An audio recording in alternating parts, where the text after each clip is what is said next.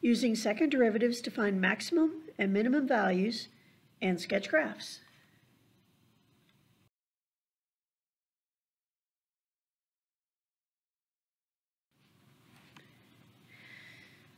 The first thing we need to talk about is concavity. And concavity is a word that's used to describe the way a curve bends. Probably in physics class you've talked about the concavity of lenses. The same idea here. You've talked about concavity in geometry. Basically, it describes the way a curve bends. We have two curves here. Okay, one is curved downwards, the other upwards. The one that is curved downwards is concave down, and the other one is concave up. So it makes sense. Now, imagine on these curves, imagine drawing little tangent lines. Remember, a tangent line is a line that touches a curve in one spot. And imagine drawing those tangent lines just at different spots around the curves. And as you imagine those tangent lines, think about the slopes of those tangent lines. How are the values of the slopes changing as you progress around the curve with those tangent lines? Let me see if I can give you a visual. So here's our concave down one. And the tangent lines to the left have a positive slope. But notice as they approach the top of the curve, the slope is going to diminish in value. It's getting less and less steep. And then at the top of the curve, we have a horizontal line, which would have a slope of 0. And then as we go down the other side, our slopes are going to be negative. So, in other words, the slopes of the tangent line as they go around this curve decrease. They start positive, they continue positive but lower values, then they become 0, and then they start to go negative, and the values go more and more into the negatives as you go down the curve. So the rate of change of the slopes is negative when we have a curve that's concave down. Now you could probably guess what's going to happen with concave up. It's going to be the opposite. And my lines don't quite touch the curve here, but it kind of gives you an idea here. As we go around the curve from left to right, our slopes are negative, and the values get closer and closer to 0 until it finally reaches 0 at the bottom of the curve. And as it changes directions, our slopes begin to become positive and increase in value. So in other words, the slopes of these tangent lines increase, or the rate of change of the slopes is positive. Definition here, it says, suppose that f is a function whose derivative exists at every point in an open interval I. The function is concave up on that interval if the derivative is increasing over the interval, and it's concave down on the interval if the derivative is decreasing over the interval. In other words, if the rate of change is positive of the derivative, or if the rate of change of the derivative is negative. So here's our theorem. We have a test for concavity. If the second derivative of a function is positive on an interval I, then the graph is concave up on that interval. However, if the second derivative is negative on the interval, then the graph is concave down on that interval. Now we can use the first and second derivatives together to describe the shape of a curve near extreme values. So this is just a kind of a chart putting them together. In the first upper left corner we have a negative first derivative and a negative second derivative, and the curve is decreasing and it's concave down. The one next to it on the right, we have a positive first derivative, which means it's increasing, but the second derivative is still negative, so the concavity is still down. It's still curving downward. And then you can see what happens with the positive second derivative on the lower two boxes. The first derivative tells us we have an extreme. The second can be used to tell us if we have a maximum or a minimum, because look at what's happening here. When the second derivative is negative, notice that the concave down indicates that we're going to have a maximum value at our extreme. And when it is positive, when it's concave up, then we're going to have a minimum because it's near the bottom. It's at the lower part. So here's Theorem 5. This is the second derivative test for relative extremes. So we've done the first derivative test. We figured out where our extremes are. Then what you could do is do the second derivative test. And what you do is you take the second derivative and you put the critical values into the second derivative. If the critical value in the second derivative comes out positive, then you have a relative minimum. If, however, when you put the critical value into the second derivative, it comes out negative, then you have a relative maximum. So when the second derivative equals 0, the first derivative test can be used to determine whether it's a relative extreme or not. So if it doesn't come out negative or positive, then you have to rely on the first derivative test. Example, you're going to graph this function and find the relative extremes. Pause the recording, give it a try, and resume to check your answer.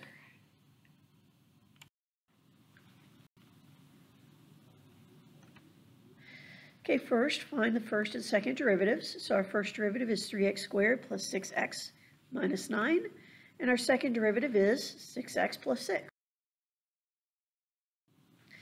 Then we're going to solve for the first derivative equal to 0, and that'll give us our critical values. So you see here where we factored. First we divided everything by 3 and then factored, and we get that x is either negative 3 or 1, and those are our critical values. Now we're going to use the second derivative test with negative 3 and 1. In other words, we're going to put each of these into the second derivative, and we discover that when we put in negative 3, we get negative 12, which is less than 0. And that tells us that negative 3 is the location of a relative maximum, and 1 gives us a positive value, which is indicative of a relative minimum existing at that point. And then what we do, we have the x values, we need to find the y values, and to do this we simply take these two x values and individually put them into the original equation to get the y values. So when x is negative 3, y is 14, and when x is 1, y is negative 18. So negative 3, 14 is a relative minimum, and negative 3, 14 is a relative maximum, and 1, negative 18 is a relative minimum. Okay, here's the graph of it. Now you see where we've kind of graphed those relative minimum and maximum points and put the curvature in there, and then graph some additional points to get the full picture. Another one. Pause the recording, give this a try, and resume to check your answer.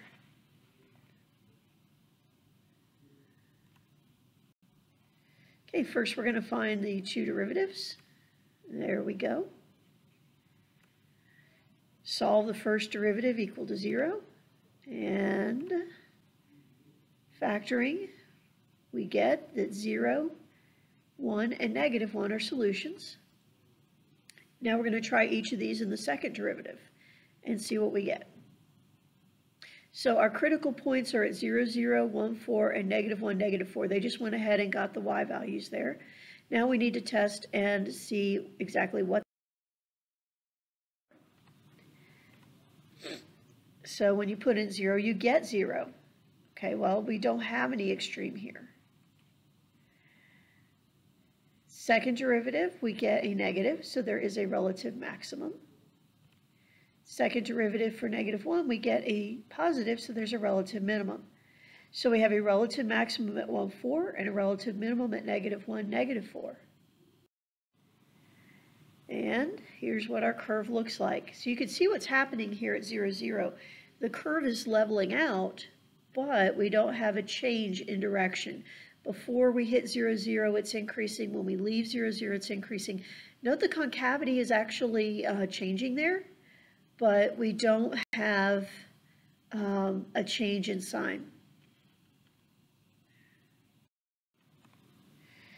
All right, so we already have discussed concavity and what it is and how the first derivative is related to it. We can also use the second derivative to tell us something about concavity. The points of a graph where concavity changes are called inflection points. In fact, that last graph, remember I just mentioned, at 0, 0, we have a change in concavity. It went into it concave down, it left it concave up. We did not have a change in direction of the curve, but it was still increasing, but the concavity changed, and that's what's called an inflection point. Inflection points are found where the second derivative either equals 0 or does not exist. And again, thinking back to the previous example, when we tried 0 into the second derivative, we got 0. That's an inflection point. It's a change in concavity. It doesn't necessarily mean a change in direction, though. The process for finding inflection points and determining concavity is very similar to finding critical values. That leads us to Theorem 6, finding points of inflection. If f has a point of inflection, it must occur at a point x sub 0 in the domain of f where the second derivative of x sub 0 equals 0 or the second derivative of x sub 0 does not exist. This should sound familiar because our critical values occur where the first derivative is 0 or where the first derivative does not exist. This is telling us that our inflection points are going to occur where the second derivative is 0 or the second derivative does not exist. All right, so let's try working with this. We're going to determine the points of the inflection for this function. Pause the recording, give it a try, and resume to check your answer.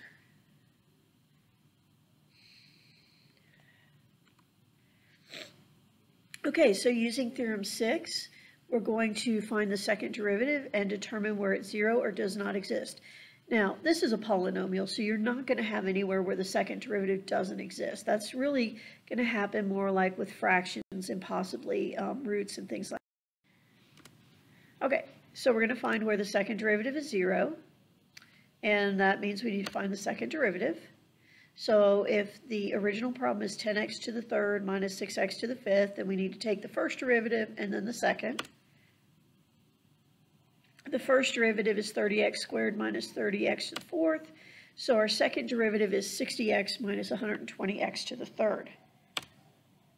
And then we factor out the 60x and set the whole thing equal, set both parts equal to 0, which gives us 0 for x. And solving 1 minus 2x squared for 0 gives us the square root of 2 over 2, positive and negative. And then we could put those in and get the y values. And we have 0, 0, and square root of 2 over 2, 2.475. Negative square root of 2 over 2, negative 2.475 are the points of inflection. Okay, so how do we put all this together to sketch graphs? You're going to find the first derivative and the second derivative and make note of the domain. Because again, the points that we find here have to be in the domain. Then we find the critical values. We've already found the first derivative, so we set that equal to 0. And if there are places where the derivative does not exist, then we check those too. Again, if it's a polynomial, you're not going to have that concern. That's going to be more with roots and fractions and things like that. These numbers give us candidates for relative maximum minimum. Now remember, not every critical point is a relative extreme, okay? But these are our candidates. Find the function values at these points. In other words, find the y values for these points. Substitute each critical value from step B into the second derivative, and then figure out if you have a relative minimum or a relative minimum. Okay, and that's what that's talking about. And then determine the candidates for inflection points by setting the second derivative equal to 0 and also checking where it may not exist. Use the candidates for inflection points to define the intervals. Put in test values to determine where it's concave up and concave down. Now this sounds like a lot, and it's actually not. The basic idea is you're going to take your original equation, you're going to find the first and second derivative. You're really going to mostly deal with where those two derivatives first and second equals 0, and then what's going on around it. You'll kind of get used to it. It's not a really difficult process. It just kind of sounds that way when you talk through it. And then you finally sketch the graph. And you'll put in a few extra points too. All right, so let's find the relative extremes and sketch the graph. Pause the recording, give it a try, resume to check your answer.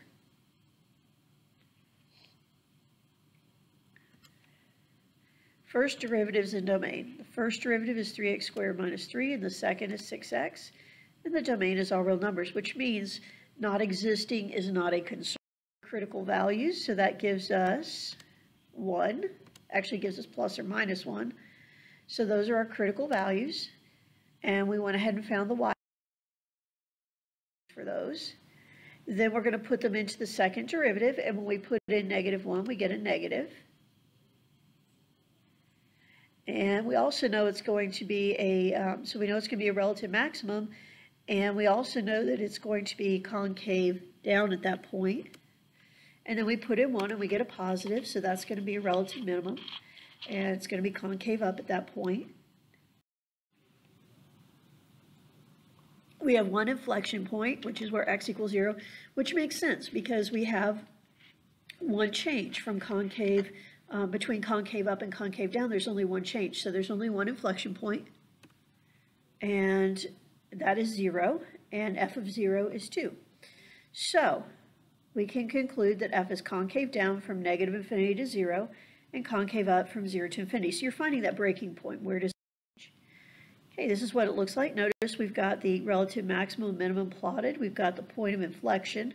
That kind of gives us an idea of how the curve is going to look, and then a few extra points to help us make the shape a little more accurate. All right, let's try one more. Give this problem a try. Pause while you do it and resume to check your answer.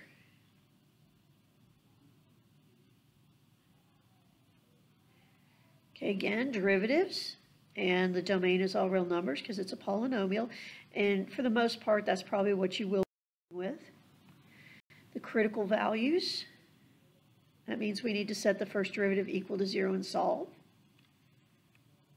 So you should have gotten positive and -2, and then go ahead and find the y values that put those x values into the second derivative. When we use 0, we get a positive. So it's concave up there, which means that's going to be a relative minimum. When we put in 2, we get a negative, so it is going to be concave down there, which makes 217 a relative maximum. And -2 gives us a negative, so it's going to be concave down there also, which means we're going to have a relative maximum at -217. You may actually be able to kind of picture what this is going to look like in your head. Okay, so we find our inflection points by setting the second derivative equal to 0 and solving. You might have 2 squared of 3 over 3 plus or minus. Now, from this, what we have determined is that the function is going to be concave down from -infinity to -2, and then from 2 to infinity, and in between -2 to 2, it's going to be concave up. And this is what the graph looks like, so you can kind of verify everything we just talked about. Let's try another one. Now this one we have a 1/3 power, so be careful, because we may have some places here where the derivative doesn't exist, and we do need to check those. So pause the recording, see if you can work through this, and then resume to check your answer.